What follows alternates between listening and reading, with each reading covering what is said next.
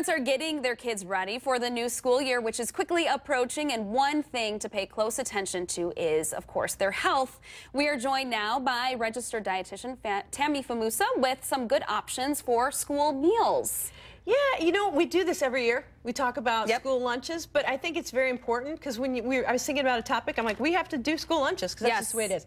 So I think the number one thing, if we don't talk about anything else, which we will, but is breakfast. I think kids, you know, and I say it every year, but kids really need to eat breakfast because if they don't, they get to school and then they start to slide downhill, downhill, downhill before lunch, and they can't concentrate. So there's many different things, and I think you're posting some of them up there. Yes. That, you know, but in addition, you know, it's just it's helpful for them to concentrate, and then they can get to lunch and then go from there. And it's probably a good example for you too to have breakfast with your kids to show how important it is to make time for that in the morning. Just 10 minutes to sit down and have breakfast. Definitely make breakfast together, or again, getting into lunches, making the lunches. Now, school lunches have improved a lot if you want to purchase them at the school, or making them with your child at home and finding out what they really want in there. What I will suggest, some tips for staying away from packaged goods when you're going to be making the lunches. Don't have a lot of like those Snackwell things. I'm going to get a letter from Snackwell now.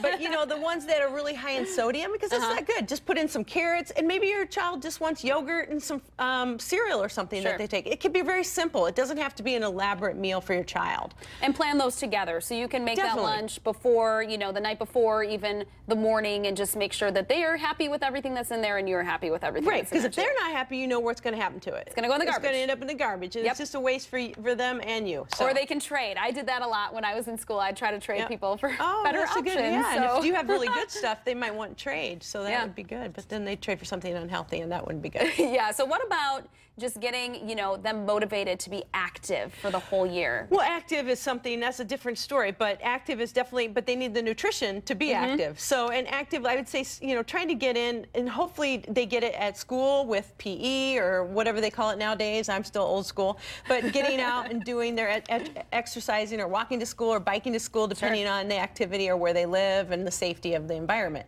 But definitely nutrition plays a big part. I really believe in that, and you don't have to go to great lengths to plan a huge elaborate lunch. Like I said, it just could be some fruit, some vegetables, carrots, even roll-ups with the, you know, the tortillas. You can roll up hummus in that or something. Just some easy tips to try and help parents to just make sure they take their lunch, or make sure they make the right choices when they're at school. Sure, absolutely. And you can also make it fun. So on certain holidays, you can do like a Valentine's Day themed, everything red, things like that. So just try to change it up as much as you can. Just stay away from red dye.